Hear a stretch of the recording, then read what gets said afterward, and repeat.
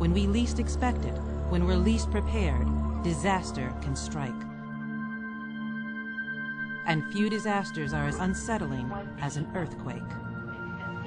So it's important for you to... Oh, fight!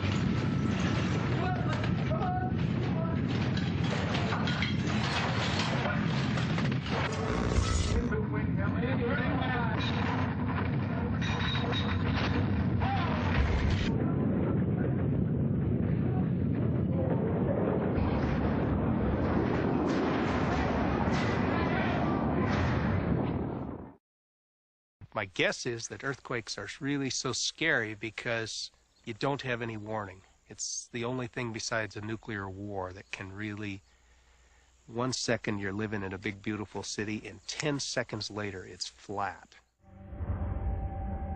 Every day the Earth is shaken by hundreds of small earthquakes. Most go unnoticed. They usually occur along the boundaries of the thin plates that cover the Earth like an eggshell. Driven by the heat deep within the Earth's core, the plates grind against each other on long lines called faults. When the plates find their motion blocked, stress builds up. Finally, the fault gives way.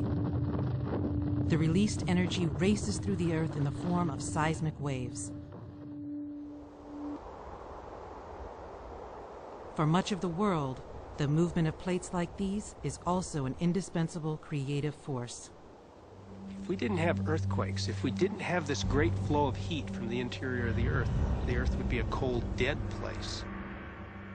If it wasn't for this great flow of heat, there'd be no continents, no oceans, no atmospheres. The Earth would be as dead and dry and cold as the moon. It's really the earthquakes that create the topography, the valleys, the mountains.